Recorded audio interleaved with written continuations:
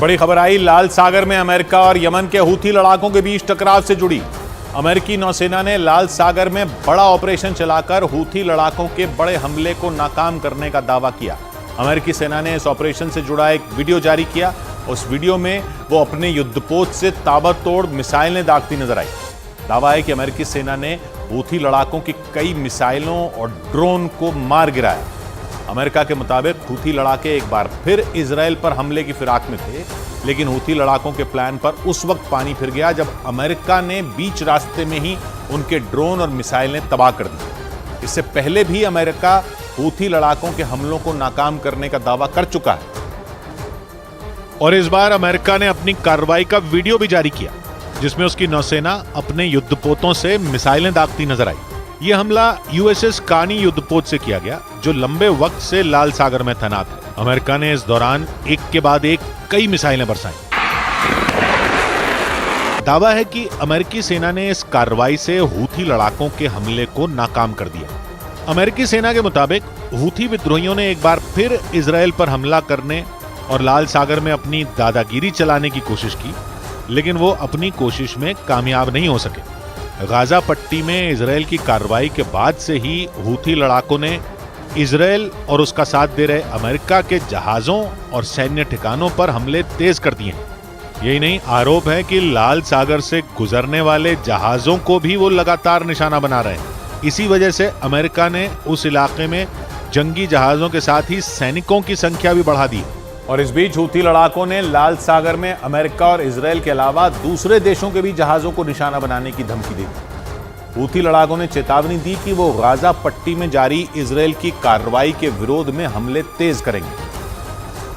और इसका मतलब है कि लाल सागर में बहुत बड़ी जंग छिड़ सकती है, क्योंकि हूथी लड़ाकों ने धमकी दी कि वो अमेरिका और इजराइल के अलावा दूसरे देशों के जहाजों पर भी हमला करेंगे।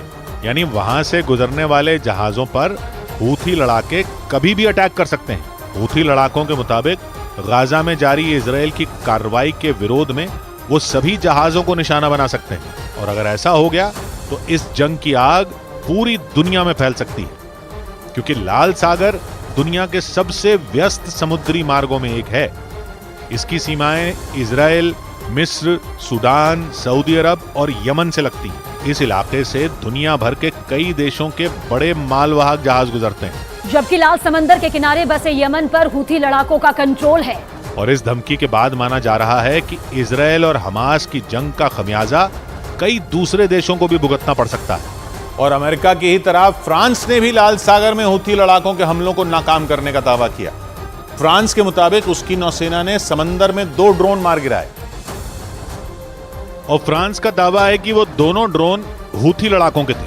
फ्रांस की नौसेना के मुताबिक उसकी जवाबी कार्रवाई में हूथी लड़ाकों के घातक ड्रोन हवा में ही तबाह हो गए। इस कार्रवाई का जो वीडियो जारी किया गया, उसमें फ्रांस की नौसेना के जंगी जहाज लाल सागर के एक इलाके में पेट्रोलिंग करते दिखाई दिए। अमेरिका की तरह फ्रांस भी लाल सागर में हूथी लड़ाकों के हमलों को नाकाम करने में जुटा है। हूथी लड़ाके पहले ही ये धमकी दे चुके हैं कि वो इजरायली बंदरगाहों की तरफ जाने वाले सभी जहाजों पर हमला करेंगे। हाल ही के दिनों में हूथी लड़ाकों ने कई बार ऐसा करने की भी कोशिश की थी। पिछले महीने ही एक जहाज को हाईजैक कर हूथी लड़ाकों ने इजराइल और अमेरिका को खुली चुनौती दी थी।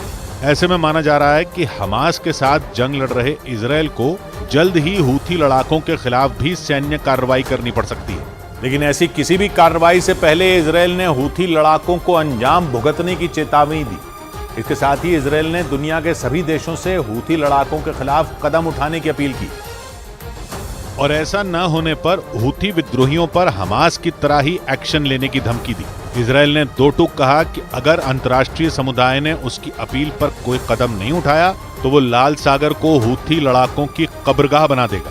खबर है कि इजराइल के प्रधानमंत्री बेनिमिन नेतन्याहू ने इस मुद्दे पर अमेरिकी राष्ट्रपति बाइडेन समेत दुनिया के कई दूसरे देशों के राष्ट्रपतियों से भी बातचीत की। इस दौरान उन्होंने हूथी लड़ाकों पर मिलकर एक्शन लेने की मांग की, ताकि लाल सागर में जहाजों पर हो रहे हमलों को रोका जा सके।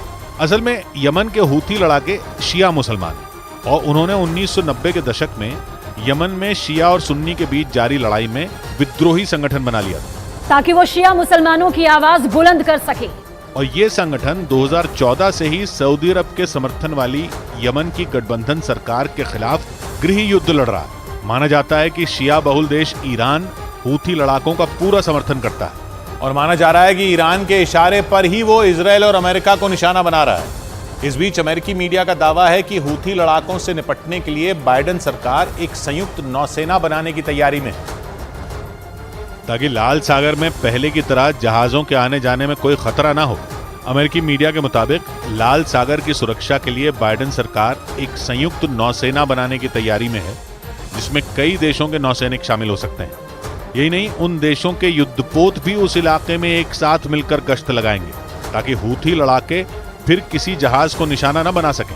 हालांकि इस बात की जानकारी नहीं दी गई कि अगर ऐसी कोई सेना का गठन होता है तो उसमें कौन कौन से देश शामिल हो सकते हैं। इसके साथ ही अमेरिकी मीडिया ने इस तनाव के लिए एक बार फिर ईरान को जिम्मेदार ठहरा दिया। आरोप लगाया कि ईरान उस इलाके में जंग का नया मोर्चा बनाना चाहता है, क्योंकि ईरान पर हूथी लड़ाकों को हथियार देने और हर तरीके से उनकी मदद करने के आरोप लगते रहे। उधर बड़ी खबर